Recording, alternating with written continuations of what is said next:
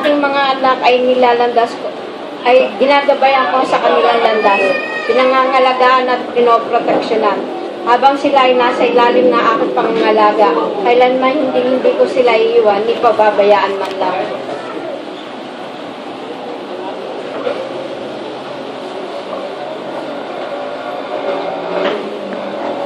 Gising kayo mga anak ko. Huwag kayong magbulat-bulagan at magbingi-bingihan. Ako ang katotohanan. Nasa inyo ang kapangyarihan kung kaya't pinagwagihan ko na ang mundong ito. Kung kayo'y sumusunod sa akin ng mayroong katapatan at mayroong pag-ibig, kayo'y maliligtas.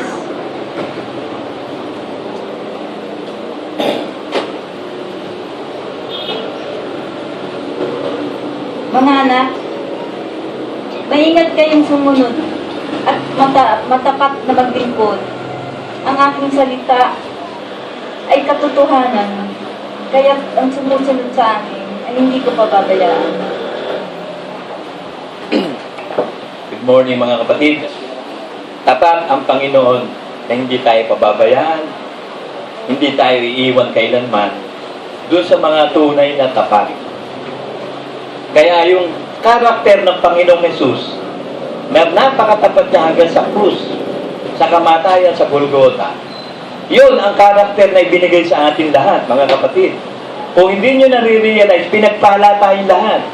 Kasi yung karakter ng pagiging tapat, naiwan sa iglesia ng Palati, Las Piñas at Baras.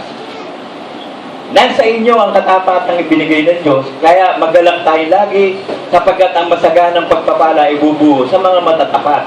At ang eternal na buhay para sa matapat. Yan ang mensahe sa atin ng Panginoon. 3 prophet ang nagsabi ng katapatan at isang pastor ang nagsasabi din ng katapatan. Kung gusto mong makasama ang Panginoon forever and ever, isang karakter ang dapat na ma-develop siya at sigurado na nasa iyo, ang katapatan o faithfulness. Yang karakter na yan ang pinaka-importante sa lahat. Kasi kahit tinawag ka, kahit hinira ka at hindi ka tapat, hindi ka rin makakalusot. Sabi sa Revelation yan eh. Yung nagtagumpay, sabi.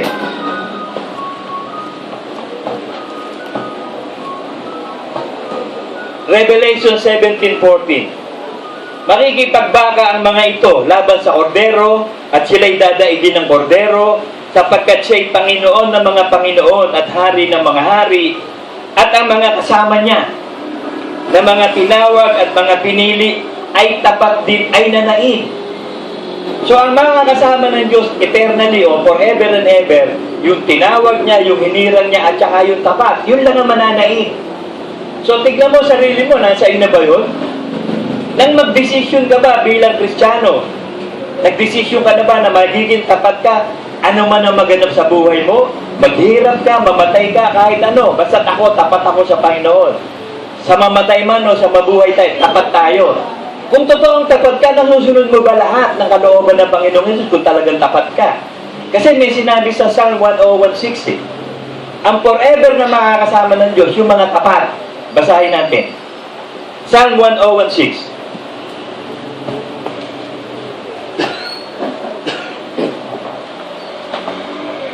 Ang mga mata ko'y itititig ko sa mga tapat sa lupain. So, saan itititig ng Diyos ang kanyang mata? Sa mga righteous lang. The eyes of God is in the righteous. Itititig niya ang kanyang mga mata sa mga tapat na anak niya sa lupain. Upang sila'y makatahan na kasama ko. So, para makasama tayo ng Diyos forever and ever, tapat ka na nandito sa earth. Yung mananampalataya nasa earth, kailangan tapat ka. Kaya, gradean mo sarili mo sa pagiging matapat. From 1 to 10, ano ka na ba? Kasi hatulan mo sarili mo para hindi ka makatulan ng Diyos. Kung hinahatulan tayo ng ating puso, mas higit ang hatol ng Diyos. Kaya gradean mo na. Maging matapat ka na sa sarili mo. Sapagkat itong pag-ibig ng Diyos na ibinugo sa atin ng Diyos, ang bunga ng Espiritu Santo, kailangan nananaig lagi sa ating buhay. Love, joy, peace, faithfulness, goodness, gentleness, self-control. Nandiyan naghahari lagi. At yung katapatan na ibinigay ng Espiritu Santo sa atin. Tiyakin mo lagi araw-araw matapat ka. Siya na lumalagad na sakdal na daan, siyang mangangasiwa sa akin. So ang makakapaglingkod lang sa Diyos, yung tunay na banal, yung tunay na matapat. Kung hindi ka matapat, hindi ka makapaglilingkod sa Diyos. Sabi ng Psalm 132:12, kung iingatan ng iyong mga anak ang aking tipan at aking katotoo na aking ituturo, magsisiupo naman ang kanyang mga anak sa iyong luklukan magpakialanman. So, we will reign as king. Jesus Christ is the King of Kings. Pag ikaw hari, meron kang trono. May luklukan ka, may upuan ka. So, may upuan tayo sa langit kasi hahatol din tayo eh. Ang Panginoong Hesus ang binigyan ng Ama ng paghatol sa living and the dead eh. Eh may trono ka rin, kaya hahatol din tayo sa mga anghel eh. Kasi may mga anghel ding mahahatulan tayo eh. Hindi natin alam kung sino pa yung mga anghel na nagkasala. Si Lucifer at yung Wanted, alam natin nagkasala. Eh yung bang nananatili doon, may free will doon eh. Kung titingnan niyong mabuti, lahat ng bagay dito sa lupa, may kapangyarihan ng anghel na makaalam. Nasa 2 Samuel 40:20 yata yun.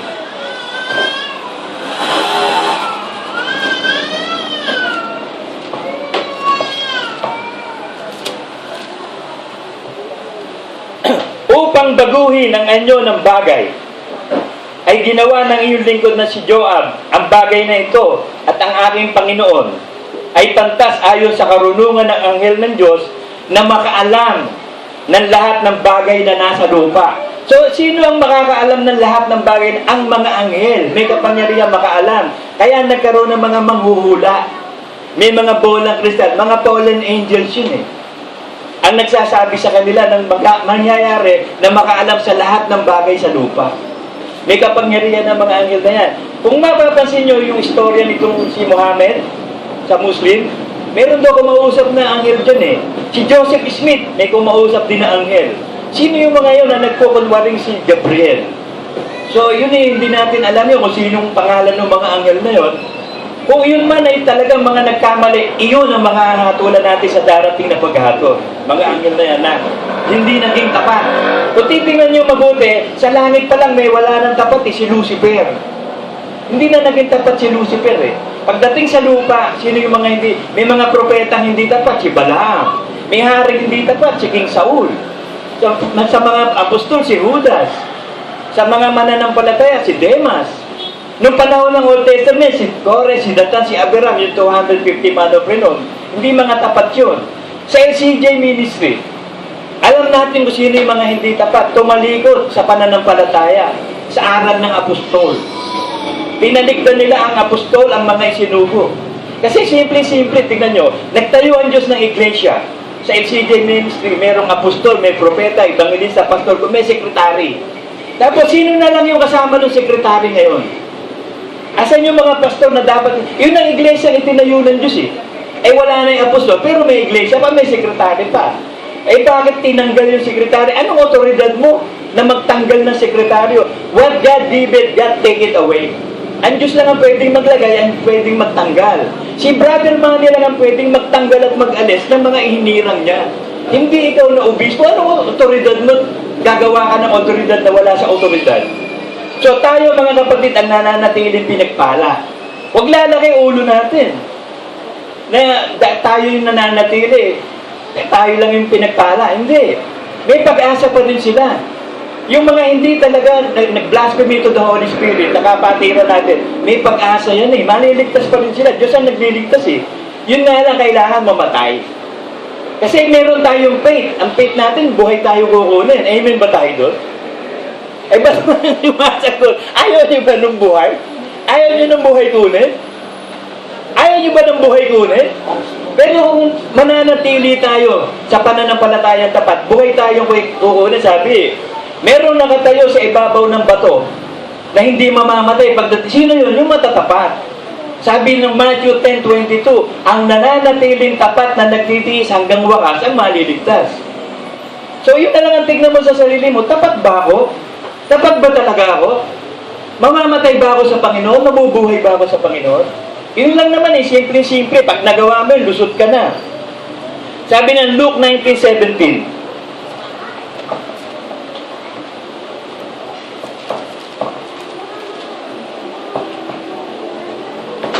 At sinabi niya sa kanyang mabubuting gawa, ikaw ay matapat na lingkod, sa kakaunti, magkakaroon ka ng kapamahalaan sa 10 bayan. So pagdating ng millennium period, lahat ng tapat na hari na naghari ay makakasama ni Kristo, mag-aaring saserdote at hari sa millennium period. Naging tapat ka sa kakaunti lang naman eh. Ilang word of God lang ba yung naging tapat tayo? Kasi ang paglilingkod sa Diyos, paglilingkod sa salita ng Diyos eh. Pagtugon sa salita ng Diyos. Yan ang paglilingkod eh. May katapatan, may kabanalang sumusunod ka sa Word of God. Kaya kung ikaw ay talagang tunay na sumusunod sa dekreto ng apostol, tapat ka sa lahat ng kautusan ng Panginoong Hesus, libre ka na, ligtas ka na. There is no more condemnation to those who are in Jesus Christ, who walk not after the flesh, but after the Spirit. And the Spirit and life is the Word of God. Yun ang preaching ko nung last Sunday. Hinadlangan yan eh. Ni Taning, dito nyo, nag-upload ako sa internet, 3 days. Ang bagal-bagal ng internet sa amin. Isang araw, 20%, 50%. Bago ako nakatapos, ba talagang tinutukan ko ba? Napakabagal ng internet service. Pero, hindi rin nanalo si Taning. Alam mo si Taning, humahadlan lang yan. Nahahadlagan lang tayo, pero hindi siya manalo kailanman. Parang panahon ng hapon yan eh.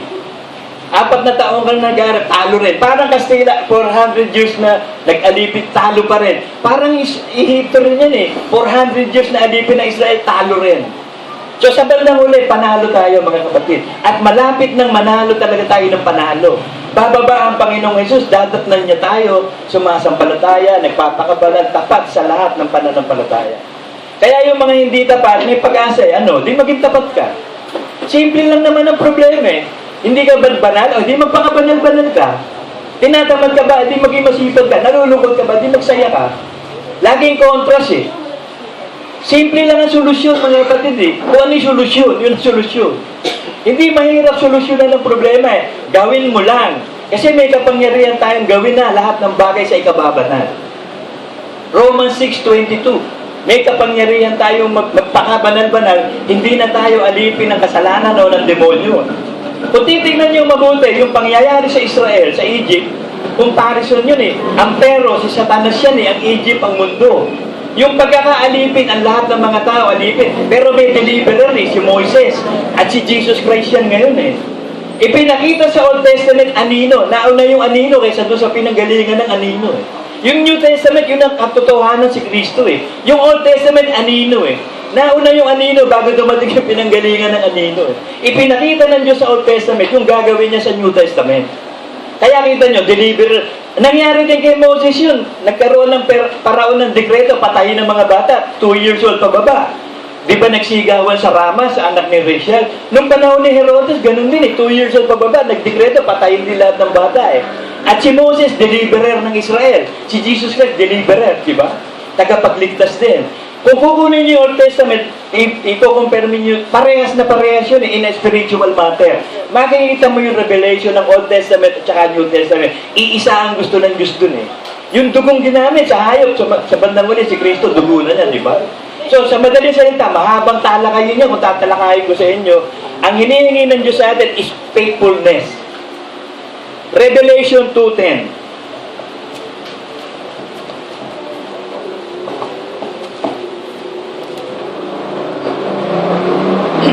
Huwag mong katakutan ang bagay na iyong malapit na tiisin. Narito malapit nang ilagay ng dyablo ang ilan sa inyo sa bilangguan upang kayo masubok at magkaroon kayo ng kapighatian 10 araw. Magtapat ka hanggang sa kamatayan, bibigyan ka ng putong ng buhay. Ito sa Israel sinasabi. Sinasabi dito sa atin ngayon. Kasi may tribulation period din tayo eh. Yung mga pagsubok at kahirapan natin, yan ang tribulation period eh. So kung mananatili kang tapat na nagtitiis hanggang wakas, maliligtas ka, may putong ng buhay. Parehas din naman sa Israel tsaka sa atin eh. Yung sa Old Testament sa Israel, ang New Testament sa lahat na eh, sa Hentil na eh. Sabi ng Exodus 19:5,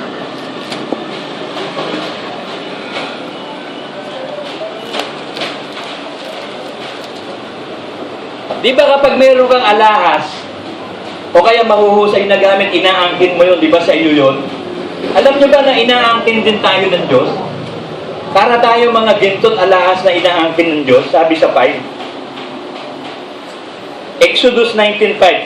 Kaya ngayon, kung tunay na inyong susundin ang aking tinig at iingatan ang aking tipan, ay magiging isang tanging kayamanan nga kayo sa akin na higit sa lahat ng bayan, sapagkat ang buong lupa ay sa akin. So kung kayamanan tayo ng Diyos, ibig sabihin, kukunin ka ng magnanakaw. Ginto ka. May bababang magnanakaw. Magpapanakaw ka ba? Bago ka magpanakaw, siguraduhin mong ginto ka. Magpapanakaw ka, tanso ka pala, babarilin ka ng holdapper. Meron na naghablot na kwintas, yan peke, na binalikan ng holdapper yung pinagpahabya. Pinagmumura, sasaktan pa yata, mag-aalas ka ng peke pa. Tanabin siyang holdapper, di ba nga alam ang peke sa kunto? Kailangan kapag holdapper ka, mag-seminar ka rin sa tambunting. Para alam mo yung ginto, tsaka mga diamante. Tanga rin yun eh. Naghablot pansi pala nahablot mo, pero ang Diyos hindi magkakamali. Ang iisnasin niya ginto. At ang ginto, yung matatapat. Sabi sa Malakay.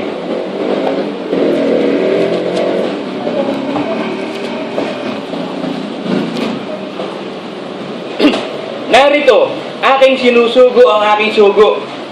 At siya'y maghahanda ng daan sa harap ko. At ang Panginoon na inyong hinahanap ay biglang paroroon sa kanyang templo. At ang sugo ng tipan na inyong kinaliligayahan, narito, siya'y dumarating, sabi ng Panginoon ng mga hubo. Ngunit sino ang makakatahan sa araw ng kanyang pagparito? At sino ang tatayo pagka siya'y pakikita? Tayo. Kasi by your words you are justified, by your words you are condemned. If you say in your word, tayo yun, tayo yun. Amen! Amen. Ang hina, parang may mga sakit. Amen! Yun! Parang nag-energy. Pagkat siya'y pakikita, sapagkat siya'y parang apoy na magdadalisay. At parang sabon na tagapagpaputi. Ano ba yung brand na binibenta mo? Na pagpaputi, 300 isa? 888, hindi nga 888 yun. Sabi ni, baka 666 yun Hindi, 888. Parang sabong tagapagputi. Biruin mo, laundry pa ang Panginoon, magpapaputi pa, sasabunin pa tayo. At siya'y mauupong gaya na mangingintab at magdadalisay ng pila. At kanyang dadalisayin ang kanyang anak na si Levi, na kanyang pakikinising parang ginto. O pakikinising daw tayo. Parang ginto. Ibig sabihin, makintab na makintab, gintong-ginto. At sila'y maghahandog sa Panginoon sa mga handog ng katuwiran. At saka lang pwedeng mag-alay ng handog ng katuwiran. Ang pwede lang magbigay lugod sa Diyos, yung tunay na anak ng Diyos, yung matatapat, na nakakapag-alay ng pagsambat pupuri. O kanina, naran na naman yung sikay na glory. Hindi tayo iniiwan ng sikay na glory. Kasi kapag sumasamba ang iglesia, si Kristo at ang laktak ng mga anghel sumasamba. Ibig sabihin, mayroong sikay na glory. May presence of the Holy Spirit, may presensya ni Kristo. Pinagpala tayo mga kapatid, hindi lang sa spiritual, hindi lang sa physical, pati sa material. Mararanasan ng marami ang pagpapaan ng spiritual, physical at material. Nagsimula yan on the 7, on the 2014, that is 7. Dire-diretso na yan mga kapatid. Di ba nagkaroon ako revelation sa inyo rito? Tungkol sa 7? 7 is the number of God eh. Tingnan nyo there are 7 colors of the rainbow. Di ba? There are 7 days in a week. Ano ba yung may mga 7? Napakarami niyan eh. 7, 11. Kung mapapansin, that is the number of God, 7. Kaya nung na-realize ko yun, nakahiga ako, nakita ko 2014, nagkaroon ako ng revelation na, na-preach ko na yun eh. Sa 7. Nung bilangin ko yung LCJ Ministry, 7 din. Nung bilangin ko yung pangalan ko, 7 din. Nung bilangin ko yung pangalan ng mga anak ko, 7 din. Si John, 7. Si Peter, 7. Si Jimbo, 7. Ako, 7. Lahat 7. Sabi ko, talagang eto na talaga yung time. Tapos nangyayari na nga. Tapos lahat halos ng panalangin natin, dinidinig ng Diyos. Hindi didinig ng Diyos ang panalangin ng makasalanan. Pero bakit dinidinig ng Diyos ang mga panalangin natin? Dahil tapat tayo. Huwag niyong alisin sa puso't isip niyo yan. Kasi pwedeng agawin ni taning niya. Tapat. Tapat 680 ka? Tapat, di ka naman tapat eh. At sabihin mo nga, hindi nga ako tapat. Pero magiging tapat ako. Talo na naman siya. Hindi nga ako tapat. Pero magiging tapat ako. A live dog is better than a dead lion. Yung lion ka na, you are dead naman. Eh yung dog, buhay pa yun, may pag-asa pa. Habang may buhay, may pag-asa. Kasi minsan nagiging aso tayo eh. Yung isinukan natin, minsan kinakain natin. Yung inibag natin, kinakain natin. Ganon tayo minsan eh. Patay sindi pa rin eh. On and off. Parang yung internet namin on and off. Minsan tumatakbo, minsan hindi. Kaya bago ko nakapag-upload, 3 days. 3 days, man. 3 days. We just love you. We just love it. Sabi ng Proverbs 28:20.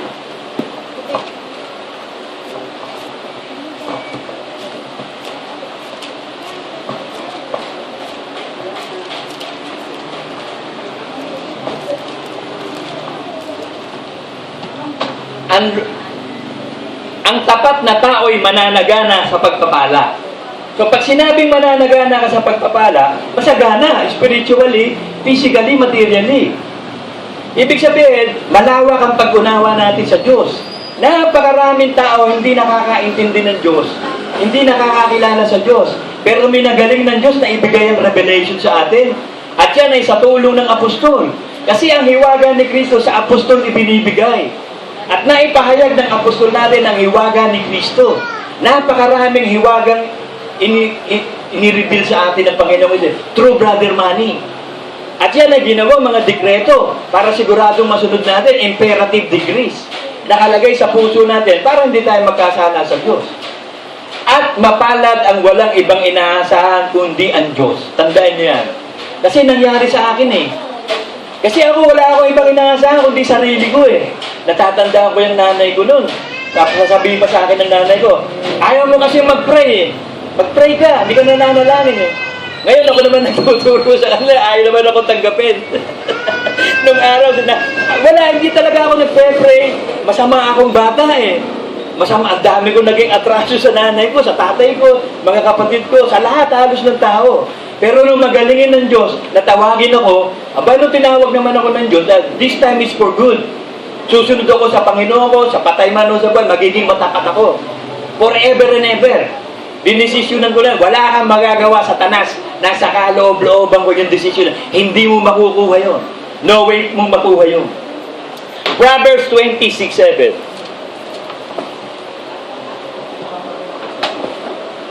Maraming tao ay magtatanyag bawat isa ng kanyang sariling kagandahan loob.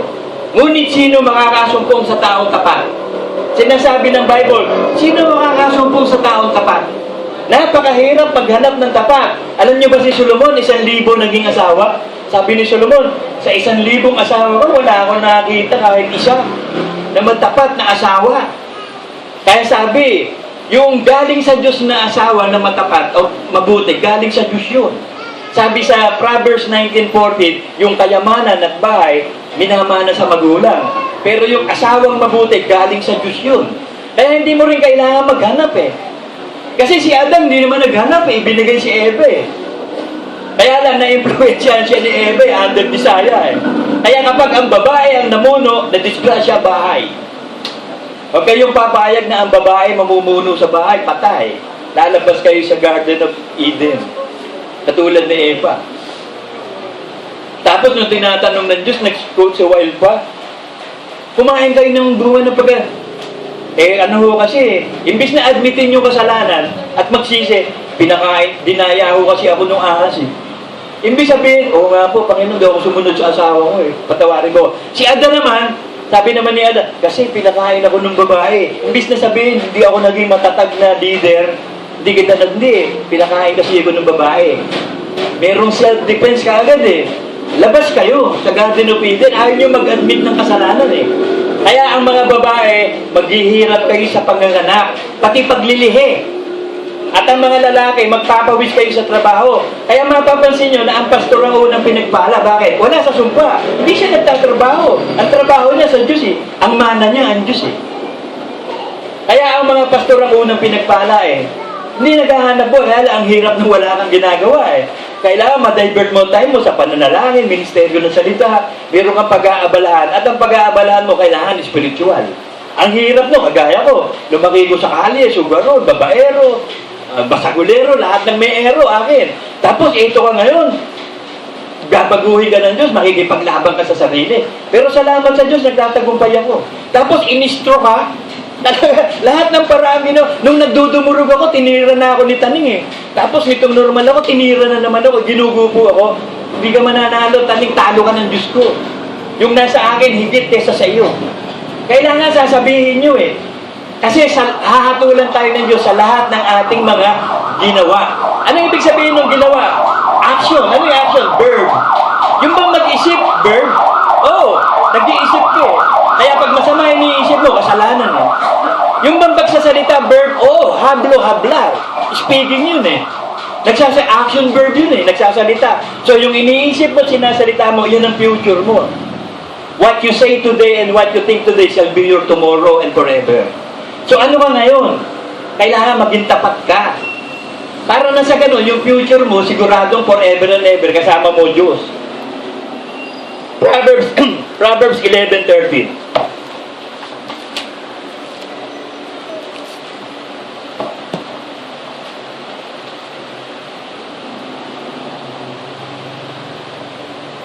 Ay, hindi, 1 Thessalonians 4:8 pala.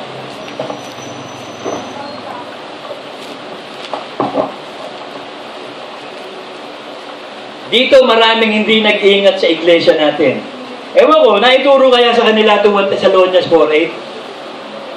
Kasi ito ang kaso eh. Ito ang kaso ng lahat halos bishop, pastor, mga propeta, mga member ng LCJ ministry. Ito kaso.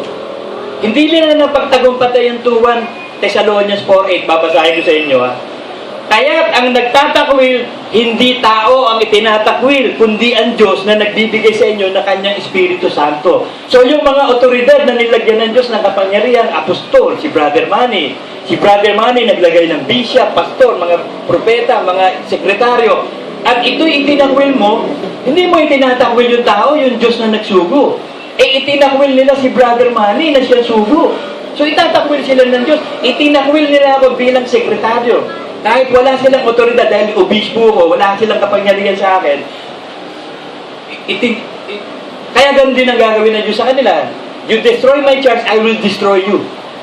Tingnan niyo mabuti, nung araw ang iglesia natin, kotse. 5 ang gulong. 5 ang gulong ng kotse natin nung araw. Yung 4, running wheel. Yung nandun sa gitna, steering wheel, manubela. Sino yung manubela? Si Brother Manny. Yung 4 na gulong, sino? Si Atang, si Brother Fred, si Felipe, tsaka si Toteng. Kapag ibinaling ng Diyos ang manubela, steering wheel sa kanan, dapat sumusunod yung 4 na gulong sa kanan. Kahit 4-wheel drive yun. Pag 4-wheel drive yun, pag ginano mo, di ba?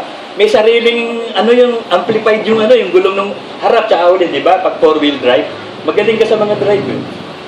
Pag itinanan mo yun, dapat pumupunta sa kanan yung gulong. Aba, pag kinakanan ni Brother Manny, 2 gulong lang ang gumakanta sa kanan, yung 2 ayaw. Si Ipe at saka si Toteng ayaw, 2 lang, si Fred at si Atang. Di ang ginawa ng Diyos, pinatay na itong 2 para maligtas. Ngayon yung 2 gulong natira. Hanggang sa inayos ang iglesia natin, binago ng Diyos ang tambiolo, ayaw ng Diyos ng kotse, dahil ayaw sumunod yung 2 gulong eh. Ginawa niyang tricycle. 3 na. Si Elmo, si Kerding at ako yung nasa unahan eh. 3 na. Ang nangyari, ayaw din talaga sumunod sa otoridad. Yung 2, unicycle na lang ngayon. Unicycle, iisa na lang ang gulong ako. Tapos meron akong alalay, 2 gulong din sa tabi. Yung isang gulong, pilay. Kaya Manny mo, huwag kang mapipilay. Ikaw na lang yung alalay ko, yung isa pilay na. Pag pumunta ako sa kaliwa, baka tumaob yun, sa kanan lang. Dahil isa na lang yung umaalalay sa akin. Ganon ang history ng iglesia. Mula sa kotse, tricycle, ngayon, unicycle na lang. Kung titingnan niyo mabuti, yun yung nalabing mga tapat. Yun ang tinatawag na remnants. Yung mga hindi tapat, nawala na ng lahat. Bakit? Hindi nila sinuportahan yung sinugo. Dapat yung isinugo ang suportahan mo dahil parang ganito yun eh. Halimbawa, barkada kami ni Albert. Sabi ko kay Albert, dito ka sa akin, hawak ko itong buong panatil. O ito yung baril, yung gusto mo patayin dyan, patayin mo, sagot kita. Sugo ko siya eh. Sagot kita. Malakas ang loob ni Albert kasi may humahawak sa kanya, di ba? May sasalo sa kanya. Ganon din eh. Si Brother Manny, malakas ang loob kasi sagot siya ni Kristo eh. Ako, malakas ang loob ko, sagot ako ni Brother Manny. Malakas din ang loob niyo, sagot ko kayo eh. Kasi ang isinugo ng Panginoon sa si Brother Manny, isinugo ako, sinugo ko kayo. So, yung mananatiling tapat sa sanga, Yung mananatiling tapat sa sanga, tapat din sa puno, tapat sa ugat yun. Tapat. Ang ugat si Kristo ang puno eh, sabi sa John 15 eh.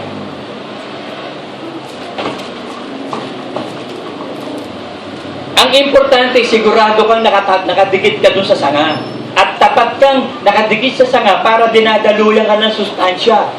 Kasi yung mga sangang wala, yung tuyot, hindi na dinadaluyan yun. Nakakabit yun pero walang daloy ng dugo doon, o sustansya. Tignan mo kung nakakabit ka pa sa iglesia pero tuyot ka. Wala kang kasigla-sigla. Ako ang tunay na puno ng ubas. At ang aking ama ang magsasaka. So siguradong maunlad na maunlad yung ubas. Eh, ang ama magsasaka. Aalagaan ng ama ang kanyang ubas. Ang bawat sanga sa akin na hindi nagbubunga ay inaalis niya. So hindi ito mga tapat, kaya nga inalis eh. Sabi ng Matthew 15:13, ang halamang hindi itinanim ng aking amay bubunutin. Bakit? Hindi tapat eh. Di binunot, alam nga naman mag-aalaga ka ng hindi tapat. Ang aalagaan mo siyempre yung mga tapat. Tutuklawin ka niyan pag hindi tapat. Meron isang lalaki, naglalakad siya. Nakakita siya ng ahas sa tabi, may sugat yung ahas. Hinuhan niya ngayon yung ahas. Sabi niya, kawawa naman itong ahas, ito alagaan ko. Pag uwi sa bahay, inalagaan niya, nilagyan ng betadine, nilinis, ng agaw oxinada. Tapos talagang pinagaling. Pinadede pa ng gatas, pinainom pa yung ahas. Gumaling yung ahas. Lumakas na lumakas. Tapos nung hahawakan niya, kinagat siya. Bakit? Ahas yun eh. Dapat ka ba mag-alaga ng ahas? Pwede sawa, pero ahas pa rin yan eh. Ang daming pwedeng alagaan, pusa, daga. Bakit ahas pa yung maalaga? Tutuklawin ka niya. Yung ahas, ahas yan eh. Kahit ano gawin mo, ahas pa rin yan. At ang matandang ahas, si Lucifer. Hindi na mababago yan. Pag siya'y nagsasalita siya pagkat siya'y sinungaling. Siya ang ama ng kasinungalingan. Ang Diyos, puro katotohanan eh. Hindi siya pwede magsinungaling. Yung ipinangako niyang buhay na walang hanggan, sigurado yung tatanggapin. Titus 1:2.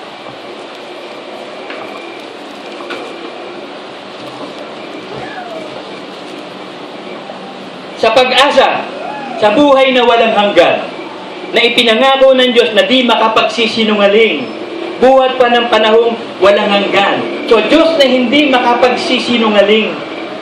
Nasa Kanya ang lahat ng katotohanan. Pero ang demonyo, nasa Kanya naman ang lahat ng kasinungalingan. Siya ang Diyos ng kasinungalingan. Ang Diyos natin ang Diyos ng katotohanan. John 8:44.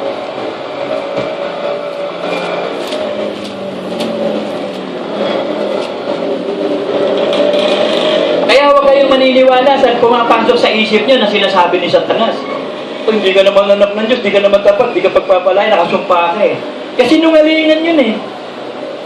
Ang katotohanan, anak tayo ng Diyos, pinagpala tayo, buhay tayo kukunin, masagana ang buhay natin. Lalabanan nyo si Satanas kasi hindi papayag si Satanas eh. Na hindi siya sisingit doon sa open city. Open city, isip natin eh. Walang barbed wire dyan o walang wall dyan eh. Walang safety wall na nandyan, dire-diretso, labas-pasok si tanig dyan. Ikaw ang makikipaglaban by faith in God. Kasi magsasalita lagi ng kasinungalingan. Usually, lahat na pumapasok sa isip natin, usually si taning eh. Kayo'y sa inyong amang dyablo. At ang mga nais ng inyong ama ang ibig niyong gawin. Siya'y isang mamamatay tao buhat pa ng pasimula at hindi nananatili sa katotohanan sapagkat walang katotohanan sa kanya. Pagka nagsasalita siya ng kasinungalingan, ay nagsasalita siya ng saga ng kanya sapagkat siya'y isang sinungaling at ama nito. Pero ang Diyos, Hebrews 6:18. Upang sa dalawang bagay na di mababago, na di maaaring ang Diyos ay magbulaan. Kung tayo hindi tayo tapat, ang Diyos laging tapat. Kung ano yung sinabi niya, gagawin niya. Pag sinabi niya na magsisi ka lang, lahat ng kasalanan mo, nilimot to, bago ka ng nilalang. Tapat ang Diyos to, kahit hindi ka tapat. So ang gagawin mo naman, maging tapat, dahil tapat siya. Tignan niyo yung nasa krus, hindi naman na born again yun eh. Hindi naman na bautismo sa, ba't nailigtas? Nakita ng Panginoong Yesus ang puso ng tao na matapat. Wala namang alam sa salita ng Diyos yung magnanakaw eh. Ang alam mo kung paano magnakaw, magbukas ng haadyero, magbasag ng mga martilyo doon sa mga jewelry, ano, yun ang alam mo eh. Bakit naligtas? Nakita doon sa puso ng ang katapatan ng pagtanggap kay Kristo. Nakasama niya si Kristo eh, nakaharap niya face to face eh. Tinanggap niya ng buong buo at nagsisi eh. Kaso hindi naman tayo ganun eh, buhay tayo, born again tayo eh, nabaptize eh. So iba yung criteria nun, iba yung criteria natin. Sa atin, magiging matapat tayo the rest of our lives hanggang sa dumating si Kristo. Upang sa dalawang bagay na di mababago, na di maaaring ang Diyos ay magbulaan, ay magkaroon tayo ng isang matibay na kasiglahan. Tayo nagsisitakas na sumakanlong upang mangapit sa pag-asang nalalagay sa ating unahan. Yung pag-asa na yun, na hindi natin nakikita, sigurado yun eh. Yun ang pananampalataya eh. Nakakasigurado tayo na kapag tayo tapat, tapat din siya. Ligtas tayo, buhay tayo kukunin. At kailanman, hindi tayo pababayaan ng Diyos. He will never leave us nor neglect us. Sabi ng Diyos yun eh. Kaya sabi, mag-ingat kayo sa pag-ibig sa salapi. Pagkasya na kayo sa inyong tangkilin pagkat hindi ko kayo pababayaan ni pagkukulangin man. Salita ng Diyos yun, ha? Pangawakan mo yun, magaganap yun. Lahat tayo dito pinagpala sa lahat ng bagay. Wala dito nakasumpa. Ewan ko lang kung isinumpa mo sarili mo. Pag isinumpa mo sarili mo, ibig sabihin, ayaw mo magkita po, isinumpa mo sarili mo. E di alisin mo sarili sa sumpa, gawin mo yung dekreto ng apostol. Colossians 4:9.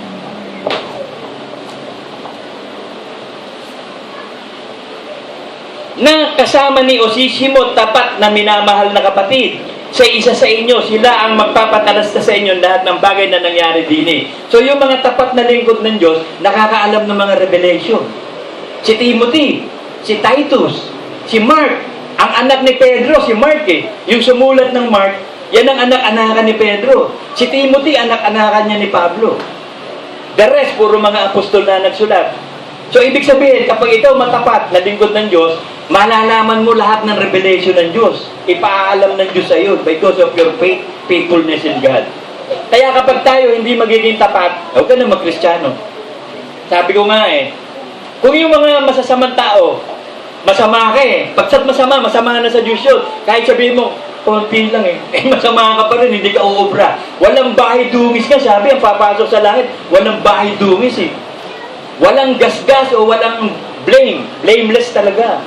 So, kinakailangan ganun din tayo. At ang ginawa ng Diyos dyan, nilinis ng dugo ni Kristo.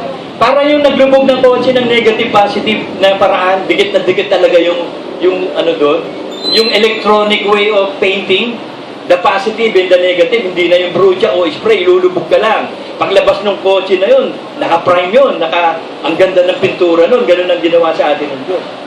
Ayos na ayos, nung linisin tayo ng Diyos, ng dugo ni Kristo, linis na linis, walang bahay dungis. Kaya sa tuwing ginaganap natin ang breaking of the bread, panibagong linisan na naman eh. At sa tuwing magsisisi ka, nililinis ka ng dugo ni Kristo. So ang gagawin natin, para makasigurado tayo sa pagdating ng Panginoong Hesus, tapat ka lang lagi. Pag nagkasala ka, dihingi ng tawad, tapos tapat ka magsisisi. Tapat mong tatanggapin ang paraan ng Diyos ng paglilinis ng dugo ni Kristo. So, lagi tayo nasa kabanalan. Kahit ano nangyayari sa atin, lagi tayo nasa kabanalan. Darating si Kristo, nasa kabanalan ka. Amen? Amen.